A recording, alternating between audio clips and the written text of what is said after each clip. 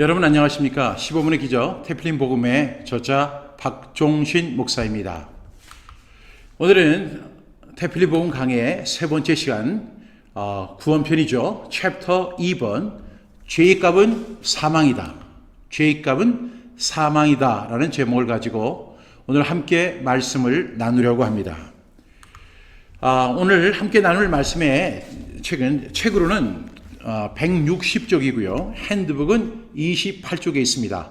여러분들 준비하신 책이나 핸드북을 가지고 또 필기 도구를 가지고 함께 하나님의 말씀을 나누고 기록했으면 좋겠습니다. 그럼 구호 외치겠습니다. 태필린 복음 구호 준비! 아멘! 내가 구원받아야 하고 내가 헌신해야 하고 내가 신앙계승해야 하고 내가 복을 받아야 한다. 아멘, 아멘. 다시 한번 합니다. 태필린 복음 구호 준비. 아멘. 내가 구원받아야 하고 내가 헌신해야 하고 내가 신앙계승해야 하고 내가 복을 받아야 한다. 아멘, 아멘. 오늘은 17번입니다. 죄의 값은 사망이다. 오늘 챕터 2번이죠. 죄의 값은 무엇입니까? 죄의 값은 무엇인가요? 로마서 6장 23절 말씀을 우리 함께 봉독하도록 하겠습니다. 시작. 죄의 삭은 사망이요 하나님의 은사는 그리스도 예수 우리 주 안에 있는 영생이니라. 로마서 6장 23절 말씀. 아멘, 아멘. 중요한 말씀 두 가지가 들어있습니다. 하나는 죄의 삭은 사망이라는 말씀, 또 하나는 하나님의 은사는 그리스도 예수 우리 주 안에 있는 영생이니라, 이런 말씀이죠. 그런데 오늘은 하나님의 은사보다는 죄의 삭스에 대한 말씀을 함께 나누려고 합니다. 여러분, 지난 시간에 죄에 대해서 이렇게 언급을 했잖아요. 그런데 죄에 대해서 언급하는 것은 참으로 말을 전하는 사람이나 듣는 사람 모두 부담스러운 일입니다. 설교자들이 설교 현장에서 가장 하기 어려운 설교가 죄에 대한 설교, 또한 지옥에 대한 설교입니다. 오늘은 지난주는 죄에 대해서, 오늘은 지옥에 대해서 함께 말씀을 깊이 있게 나누려고 하는데요. 먼저 우리는 이 죄가 어떻게 시작하는가, 그 이전에 내가 죄인이라는 사실을 깨달아야 하는데, 죄는 어떻게 시작하는가에 대한 그 시작과 그리고 그 근원에 대해서 함께 나누려고 합니다. 죄의 삭, 그 죄의 결과도 중요하지만 죄의 시작, 그 근원에 대해서도 우리는 알아야 합니다. 그래야만 죄를 피할 수 있기 때문입니다. 죄는 어떻게 시작하죠? 우리가 함께 읽을 말씀이 야고보서 1장 15절 말씀인데 여러분 너무나 잘 아는 말씀이죠. 같이 읽겠습니다. 같이 선포하겠습니다. 욕심이 잉태한 즉 죄를 낳고 죄가 장성한 즉 사망을 낳느니라. 야고보서 1장 15절 말씀입니다. 이 짧은 말씀 속에는 정말로 중요한 그 죄의 원인 그리고 결과에 대한 내용이 함축되어 있는 것을 볼 수가 있습니다. 먼저 죄의 근원은 무엇입니까? 죄의 근원은 욕심입니다. 그 욕심이 잉태를 하게 됩니다. 그 욕심이 잉태를 하게 되면 어떤 과정으로 이어지냐면 죄를 낳게 된다는 사실이죠. 죄를 낳게 되고요. 이 죄가 이렇게 태어나게 되면 그때부터는 저절로 장성하게 됩니다. 그리고 그 죄는 최종적으로 사망이라는 결과를 얻게 됩니다. 이 말씀, 욕심이 잉태한 즉 죄를 낳고 죄가 장성한 즉 사망을 낳는다는 이 말씀을 분석해 보면 죄의 근원이 욕심이라는 사실을 우리는 알 수 있습니다. 그런데 그 욕심이 욕심으로 끝나는 것이 아니라 잉태를 하게 되죠. 그래서 무엇을 낳습니까? 죄를 낳게 됩니다. 또 죄는 계속해서 더 잘합니다. 그래서 사망이라는 결과를 얻게 된다는 사실을 오늘 이 말씀을 통해서 우리는 찾아볼 수 있겠습니다. 그런데 오늘 이 말씀에 죄가 장성하면 사망을 낳는다고 했는데 그럼 과연 사망이 무엇일까요? 우리는 이 성경적 사망에 대한 이야기를 함께 나눠보려고 하는데요. 성경에는 1차 사망과 2차 사망이 있는 것을 볼 수가 있습니다. 사망이란 무엇이죠? 1차 사망이라는 것은 우리가 잘 아는 것처럼 우리의 몸과 혼이 분리되는 그 사건을 우리는 1차 사망이라고 성경적 정의를 할 수가 있습니다. 몸과 혼이 분리되는 것. 그래서 우리가 어떤 분이 세상을 떠나가면 그분이 숨을 거두셨습니다, 이렇게 이야기를 하잖아요. 그 숨을 거뒀다는 얘기는 몸과 혼이 분리되었다 하는 것을 의미합니다. 이런 부분이 성경에도 기록되어 있는데 창세기 35장 18절 말씀에 보면 그가 죽게 되어 그의 혼이 떠나려 할 때에 라고 합니다. 이제 죽게 되는 거죠. 그것을 좀 더 구체적으로 설명하는데 그의 혼이 떠나려 할 때에 라고 이렇게 정의하죠. 그가 누구죠? 바로 라헬입니다. 라헬이 이 베냐민을 이게 낳는 과정에서 죽게 되는데 그가 그의 혼이 떠나려 할 때에 이렇게 몸과 혼이 분리되는 것을 1차 사망이라고 정의합니다. 그럼 2차 사망이란 무엇일까요? 2차 사망이라는 것은 영원히 저주를 받아서 하나님 앞을 떠나서 지옥불로 들어가는 것을 말하는 것입니다. 그러니까 1차 사망이라는 것이 몸과 그 혼이 분리되는 것이라고 한다면 2차 사망은 우리가 영원히 저주를 받아서 하나님 앞을 떠나서 지옥불로 들어가는 것을 성경은 우리가 정의하는 게 아니라 성경이 그렇게 정의를 하죠. 그래서 요한계시록 20장 14절부터 15절에 보면 사망과 음부도 불못에 던져지니 이것은 둘째 사망 곧 불못이라. 이것은 둘째 사망 곧 불못이라. 누구든지 생명책에 기록되지 못한 자는 불못에 던져지더라. 이렇게 이야기합니다. 이 사람들은 이미 죽은 사람들입니다. 그런데 그들에게 둘째 사망이 찾아옵니다. 그 둘째 사망이 곧 불못입니다. 지옥불로 들어가는 것을 의미하죠.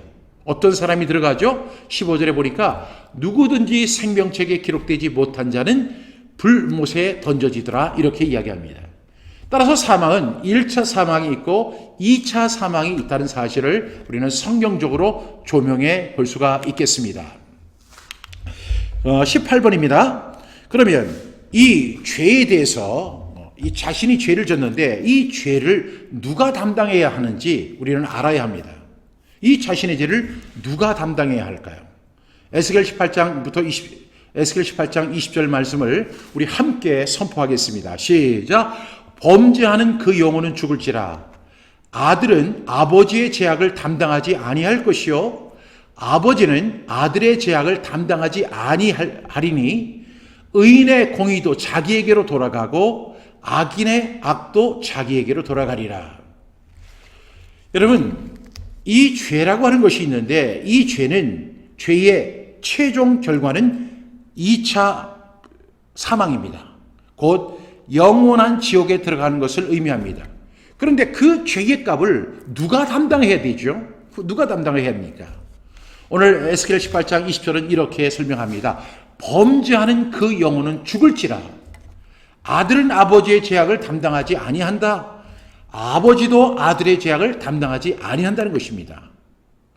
아들과 아버지는 부자유친이잖아요. 그래서 엄청 가까운 사이입니다. 그럼에도 불구하고 아들은 아버지의 죄악을 담당하지 아니합니다. 이것은 이렇게 성경은 표현하지만 아들은 아버지의 죄악을 담당하지 못한다 하는 것이 정확한 표현이겠죠. 그러면 아버지는 어떻습니까? 아버지도 아들의 죄악을 담당하지 못하는 것입니다. 아들은 아버지의 죄악을 담당하지 못하듯이 아버지도 아들의 죄악을 담당하지 못합니다. 왜냐하면 우리가 하나님 앞에 섰을 때는 우리가 악인 이렇게 나눠지게 되는데 의인의 공의도 자기에게로 돌아가고 악인의 악도 자기에게로 돌아가는 것입니다. 여러분, 자업자득이라는 말 들어보셨죠? 이 자업자득이라는 말은 불교 용어입니다. 그런데 이 불교 용어지만 자신이 저지른 일의 결과를 스스로 돌려받는다. 이런 것이 바로 자업자득입니다. 우리가 말씀하는 에스겔 18장 20절의 말씀과 상당히 일맥상통하는 부분입니다. 자신이 저지른 그 죄는 자신이 받는다는 것이 분명한 성경적 입장이라는 사실을 우리는 기억해야 할 것입니다. 그래서 우리가 이 말씀을 통해서 우리가 에스겔 18장 20절을 통해서 얻을 교훈이 있습니다. 이 교훈이 뭐죠? 쉐마 신앙을 회복해야 한다는 거예요. 아버지는 아들은 아버지의 신앙을 그것을 책임지지 못하지만 하나님께서 우리에게 주신 자녀들에게 뭘 해야 돼요? 내 자녀를 부지런히 가르치라고 하는 이 지상대명령, 구약의 지상대명령을 우리가 순종해야 됩니다. 여러분이 너무나 잘 아시는 것처럼 신명기 6장 4절부터 9절 말씀에 이스라엘아 들으라, 우리 하나님 여호와는 오직 유일한 여호와이시니 너는 마음을 다하고 뜻을 다하고 힘을 다하여 내 하나님 여호와를 사랑하라. 구체적인 실천 방안이 나오죠. 오늘 내가 내게 명하는 이 말씀을 너는 마음에 새기고 다음에 뭐죠? 내 자녀를 내게 부지런히 가르치라는 것입니다. 내 자녀에게 부지런히 가르치라는 거죠. 여러분, 우리는 세계 전도를 굉장히 중요하게 여깁니다. 왜냐하면 예수님께서 마태복음 28장을 통해서 사도행전 1장을 통해서 그리고 마가복음 16장을 통해서 우리에게 지상대명령을 우리에게 명령하셨기 때문입니다. 그러므로 너희는 가서 모든 민족을 제자로 삼아 아버지와 아들과 성령의 이름으로 세례 침례를 행하라고 했습니다. 그리고 땅끝까지 이르러 내 증인이 되라고 했습니다. 그리고 온 천하에 다니며 만민에게 복음을 전하라고 했습니다. 이렇게 세계 전도는 굉장히 중요한 하나님의 우리 예수 그리스도의 지상대명령입니다. 그런데 여러분, 이것이 중요하다고 우리가 생각하고 이 명령에 순종하려고 우리가 노력하는데 그 이전에 우리가 해야 할 것이 있죠. 그것이 뭐냐면 내 자녀에게 복음을 전하는 것입니다. 내 자녀에게 복음을 전하는 것은 그 세계 전도하는 것 이상으로 중요합니다. 왜 그럴까요? 세계 전도의 시작이 바로 내 자녀들입니다. 이것이 바로 쉐마 신앙이죠. 우리가 세계 전도를 하는데 그리고 세계 선교를 하는데 내 자녀에게 복음을 전해서 그 사람들이 하나님의 사람이 되지 않았다고 한다면 그 세계 전도의 의미가 어떤 의미가 있겠습니까? 따라서 세계 전도의 시작은 바로 내 자녀들입니다. 내 자녀들을 하나님의 사람으로 양육하고 그리고 그들을 하나님의 말씀으로 양육해 나가는 것이 세계 전도의 시작이라고 정의할 수 있습니다. 이것이 바로 쉐마 신앙의 회복입니다. 따라서 우리는 에스겔 18장 20절을 통해서 그 아버지는 아들의 죄악을, 아들은 아버지의 죄악을 담당하지 아니한다고 말씀하고 있는데, 그러나 이것을 통해서 우리가 분명히 기억해야 할 것은 우리가 자녀들에게 복음을 전하고 그리고 말씀으로 양육해서 하나님의 사람이 되게 하는 것은 세계전도 이상으로 중요하다는 사실을 말씀드릴 수 있겠습니다. 우리 19번입니다. 천하보다 귀한 것이 무엇입니까? 라는 질문입니다. 이건 예수님께서 친히 하신 말씀인데요. 마태복음 16장 26절 말씀을 우리 함께 선포하도록 하겠습니다. 시작. 사람이 만일 온 천하를 얻고도 제 목숨을 잃으면 무엇이 유익하리요?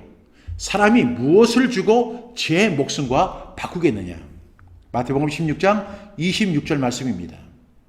여러분, 이 말씀 많이 읽어보셨을 것이라고 생각합니다. 천하를 얻는 것도 중요하지만 자기 목숨을 얻는 것, 어떤 것이 더 중요할까요?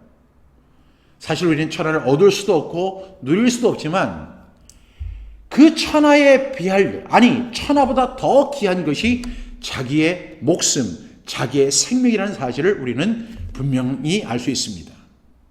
자기 목숨은 중요한 것이고 우리는 자기 생명을 얻어야 한다는 사실을 우리 예수님께서 분명하게 우리에게 말씀해 주셨습니다.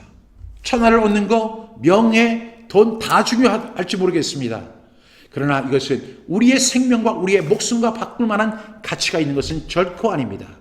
우리가 설령 천하를 얻는다 하더라도 자기 생명을 잃는다면 무슨 소용이 있겠습니까? 무엇을 주고 자기 생명을 바꾸겠습니까? 그래서 한 그림을 보면 정말로 우리의 생명, 우리의 영혼보다 더 귀한 것은 없다는 것이 바로 예수님이 마태복음 16장 26절을 통해서 우리에게 전해주신 말씀입니다. 그 다음에 20번입니다.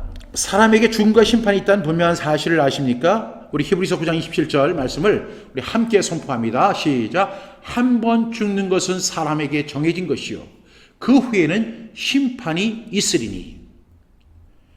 여러분, 사람에게는요 죽음이 분명히 있습니다. 동시에 심판도 분명히 있습니다. 이 사실을 알고 계십니까?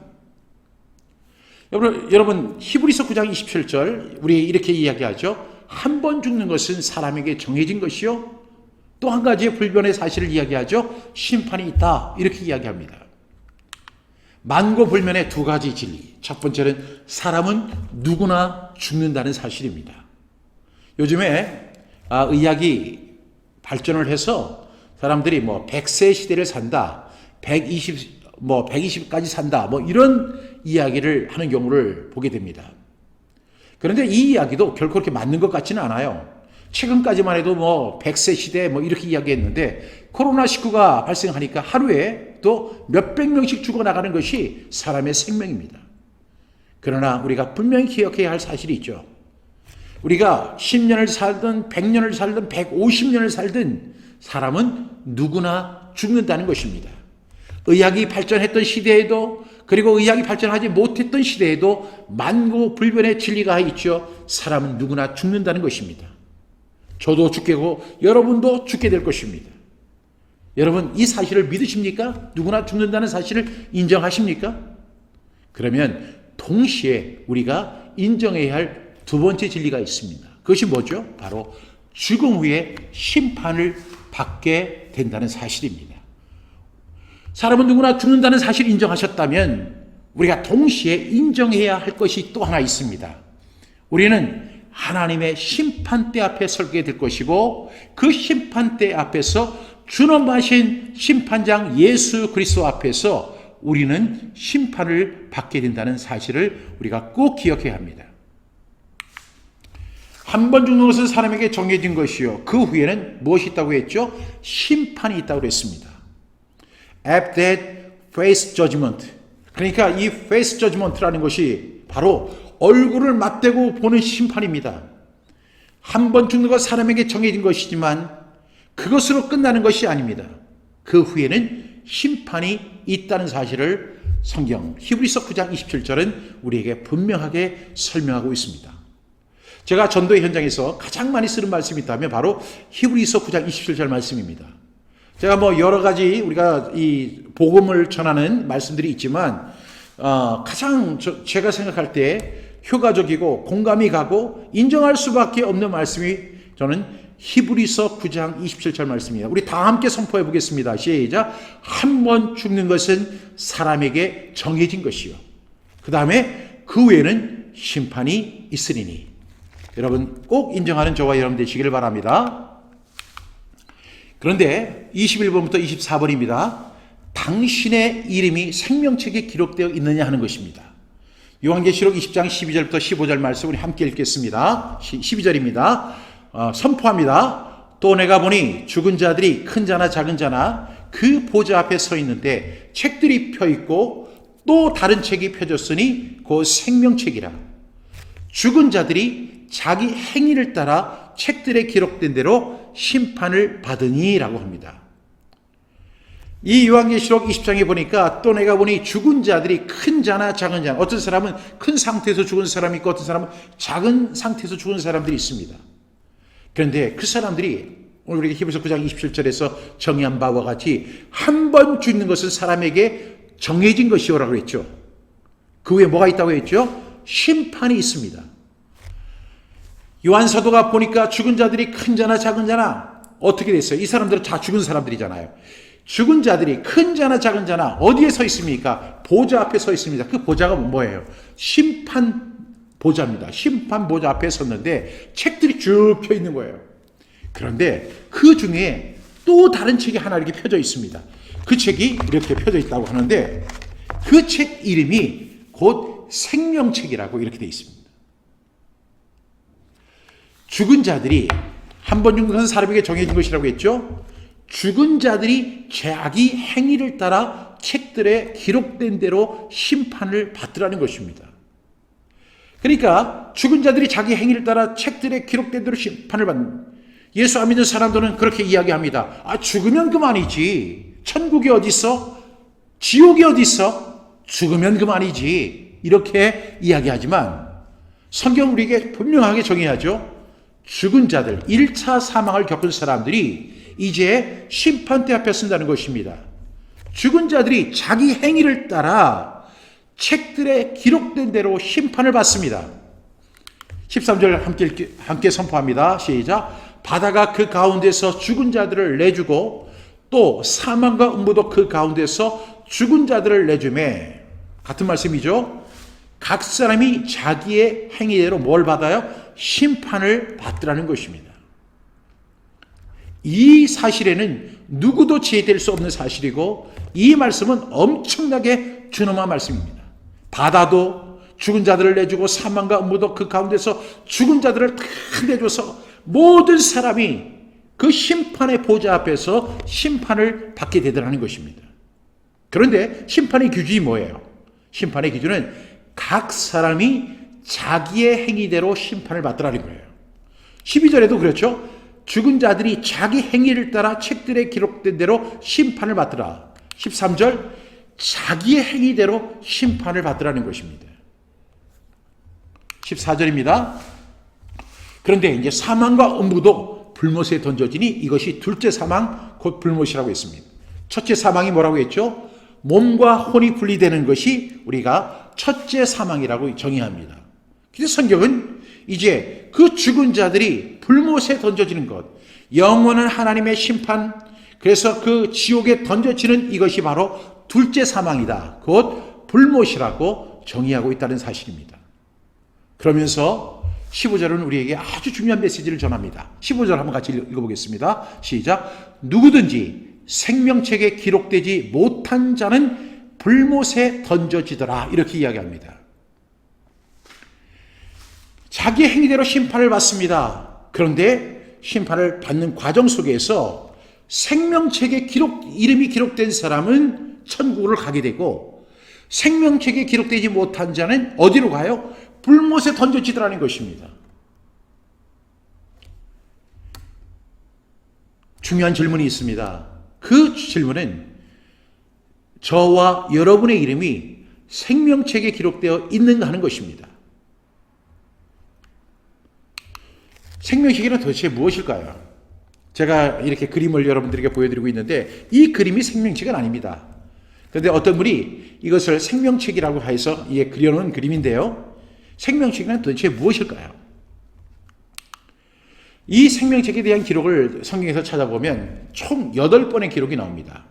구약에 1번, 신약에 7번입니다. 구약에는 시편 69편 28절, 그 다음에 신약에는 빌립보서 4장 3절, 계시록 3장 5절, 계시록 13장 8절, 17장 8절, 20장 12절, 20장 15절, 21장 27절. 그래서 총 7번, 아니 신약에 7번, 구약에 1번, 총 8번의 기록이 나와요. 예수님의 예언으로 유명한 시편 69편 28절은 이렇게 이야기합니다. 이렇게 말씀하죠. 그들을 생명책에서 지우사, 그러니까 이 시편 기자는 영적으로 그 생명책이 있다는 사실을 영감을 통해서 알았던 거예요. 성령을 통해서 알았습니다. 그래서 그들을 생명책에서 지우사 의인들과 함께 기록되지 말게 하소서라고 이야기합니다. 그런데 사도 바울은요, 빌립보서 4장 3절을 통해서 이렇게 말씀하죠. 또 참으로 나와 멍에를 같이 한 내게 구하노니 복음에 나와 함께 힘쓰던 저 여인들을 돕고 또한 글레멘도와 그 외의 나의 동역자들을 도우라. 그러면서 이야기합니다. 그 이름들이 생명책에 있느니라 하고 이야기합니다. 그 이름들이 생명책에 있다고 확신하는 모습을 볼 수가 있습니다. 사도 바울의 사역 기간 중에 같이 멍에를 같이 한 사람들이 있었습니다. 복음에 함께 힘쓰던 그 여자들이 있었습니다. 그 중에는 글레멘도와 그의 동역자들이 있었습니다. 그들을 도와주라고 이야기합니다. 그러면서 이야기합니다. 그 이름들이 생명책에 있다라고 이야기합니다. 분명히 생명책은 생명책은 존재하고, 그리고 그 생명책에 기록된 사람은 바로 천국에 가게 된다는 것입니다. 여러분, 여러분의 이름은 하늘나라 생명책에 기록되어 있습니까? 저는 1970년 예수님을 저의 구주와 주님으로 영접한 후에 제가 확신하게 된 중요한 사실이 하나 있습니다. 그 사실이 뭐냐면 그 하늘나라의 생명책에 제 이름이 기록됐다는 확신입니다. 제가 비록 부족하고 연약하고 범죄하기 쉬운 그런 사람이지만 그럼에도 불구하고 예수 그리스도를 나의 구주와 주님으로 영접한 그 이후에 저는 제 이름이 하늘나라 생명책에 기록된 사실을 저는 기억하고 있습니다. 그러면 우리가 생명책에 기록되지 못한 사람들이 가야 할 곳이 어디죠? 바로 지옥입니다. 마가복음 9장 48절부터 49절 말씀 함께 선포합니다. 시작. 거기에서는 구더기도 죽지 않고 불도 꺼지지 아니하느니라. 사람마다 불러서 소금 치듯 함을 받으리라. 이러면 지옥에 대한 이런 묘사인데요. 마가복음에는 이렇게 돼요. 거기서는 구더기도 죽지 않는다는 겁니다. 차라리 죽었으면 얼마나 좋겠어요. 그 고통을 면할 수가 있기 때문입니다. 그런데 지옥은 영원히 영멸하는 곳입니다. 영원히 죽지 않습니다. 영원히 벌을 받는 곳입니다. 그래서 거기는 구더기도 죽지 않습니다. 그런데 동시에 불도 꺼지지 않습니다. 사람은 너무나 고통스러워서 불로서 소금치듯 함을 받는 것처럼 펄떡펄떡 뛰면서 고통받는 것이 바로 지옥의 현장이라는 것입니다. 생명책에 기록되지 못한 사람 어디로 가죠? 지옥 갑니다. 근데 그 지옥이라는 것은 그냥 1년, 10년, 100년, 1000년 이렇게 정하는 기간이 아니라 영벌입니다. 영벌. 영원히 시간에 한계가 없는 곳.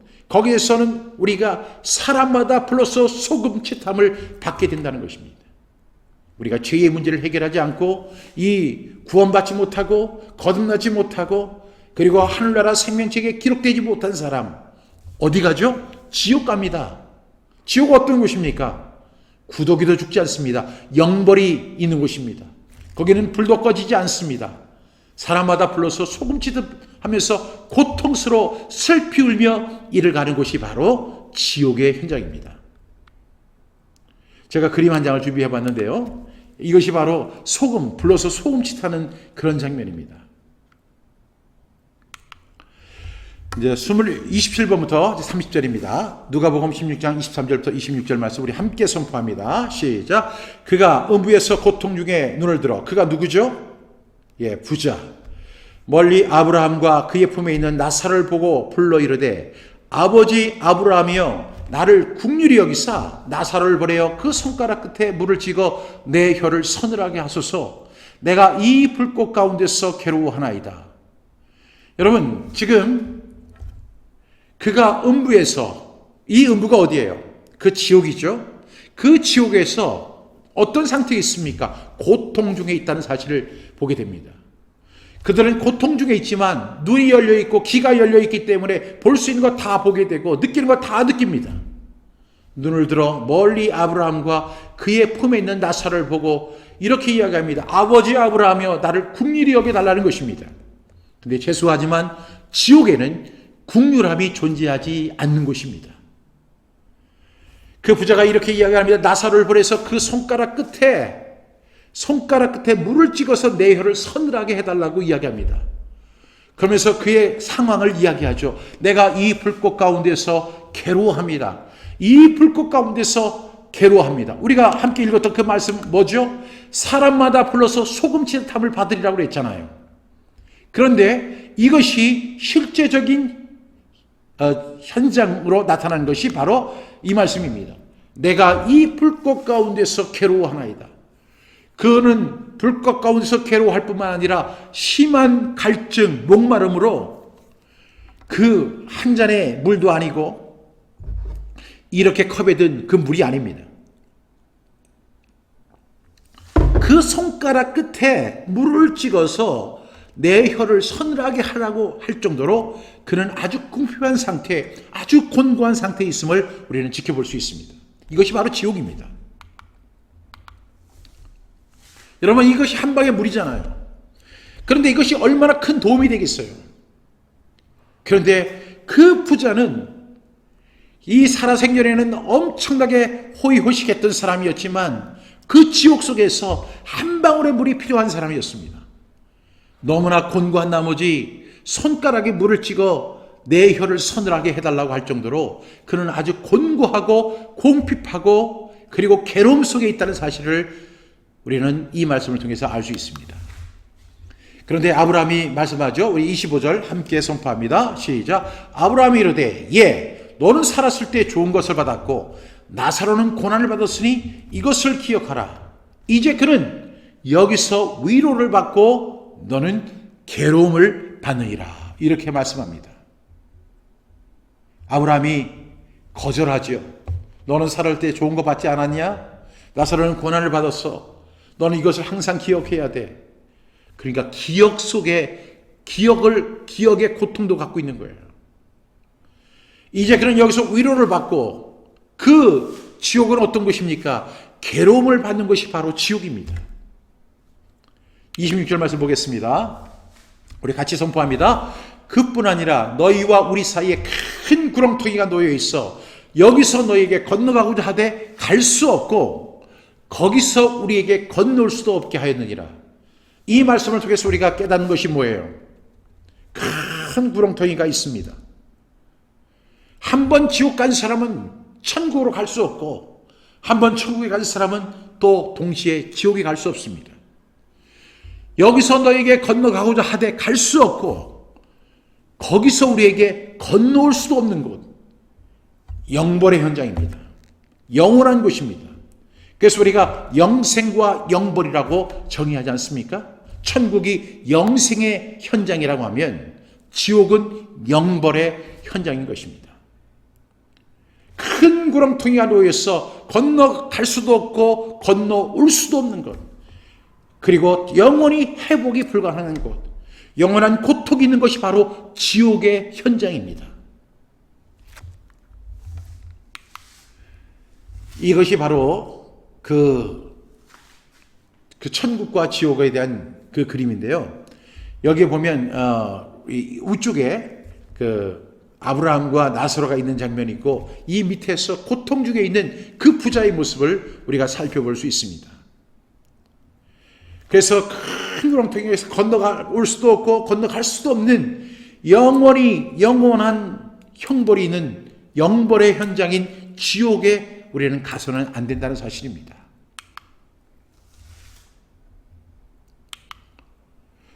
찰스 스퍼전은 이렇게 이야기했습니다. 지옥의 무서움을 아시오. 우리 지옥의 무서움을 알 걸 절대로 가지 말아야 합니다. 우리는 천국 가야 합니다. 예수 그리스도를 나의 구주와 주님으로 영접하고 우리는 지옥을 벗어나서 영원한 영생의 장소인 우리는 천국에 가야 할 줄로 믿습니다. 그렇다면 우리가 알아야 할 것이 있죠. 그것이 뭐예요? 지옥의 무서움을 알아야 한다는 거예요. 지옥의 무서움을 여러분 꼭 기억할 수 있기를 바랍니다. R.A. 토레이라고 하는 분이 이렇게 이야기했습니다. 당신이 내일 아침 깨어날 것이라는 사실보다 더 분명한 것은 영원한 지옥이 있다는 사실이다 하고 이렇게 이야기했어요. 여러분, 지금 우리는 지옥을 볼 수가 없습니다만은 지옥은 분명하게 존재합니다. 얼마나 확실하게 존재하냐면 내일 아침에 우리가 깨어날 것이라고 우리는 대부분 그렇게 생각하잖아요. 근데 밤에 죽는 사람이 있습니다. 근데 그보다 더 분명한 사실은 영원한 지옥이 있다는 사실, 내일 아침 깨어나는 사실보다 더 분명한 사실, 영원한 지옥이 있다는 사실을 R.A. 토레이 그 신부님은 그렇게 이야기했습니다. 여러분, 지옥의 무서움을 아셔야 합니다. 죄가 있는 사람은 반드시 지옥에 가게 됩니다. 따라서 이 죄의 문제, 그걸 통회하고 자복하는 심정을 갖고 죄의 문제를 해결해야 할 줄로 믿습니다. 예수님도 말씀하셨죠. 마가복음 9장 43절에서 만일 내 손이 너를 범죄하게 하거든 찍어 버리라. 장애인으로 영생에 들어가는 것이 두 손을 가지고 지옥 곧 꺼지지 않는 불에 들어가는 것보다 낫다고 예수님 말씀하셨어요. 여러분, R.A. 토레이 신부님이나 그 다음에 찰스 스펄전이 이야기한 것도 중요하지만 예수님이 말씀하신 것은 훨씬 더 중요합니다. 예수님은 지옥 꺼지지 않는 그 불에 대해서 막 경고하시면서 만약에 내 손이 너를 범죄하게 돼 차라리 찍어버리고 장애인으로 영생에 들어가는 것이 낫지 않냐고 예수님 말씀할 정도로 지옥은 고통 현장입니다. 우리 지옥의 무서움을 알고 절대로 가지 말아야 할 것이 바로 지옥입니다. 근데 우리가 지옥을 알아야 합니다. 지옥은 무서운 곳입니다. 그리고 지옥은 영원한 곳입니다. 그리고 지옥은 영벌의 장소입니다. 그리고 지옥은 긍휼함이 없는 곳입니다. 지옥은 슬픈 것입니다. 우리가 이 지옥의 무서움을 알고 절대로 가지 말아야 합니다. 우리는 꼭 천국에 가는 저와 여러분 되시기를 주님의 이름으로 부탁합니다. 오늘 테필린 복음 구호 외치고 오늘 말씀 마치도록 하겠습니다. 테필린 복음 구호 준비 시작. 내가 구원받아야 하고, 내가 헌신해야 하고, 내가 신앙계승해야 하고, 내가 복을 받아야 한다. 아멘, 아멘. 감사합니다. 이렇게 경청해 주셔서 감사하고 다음 주 월요일에 다시 뵙도록 하겠습니다. 감사합니다.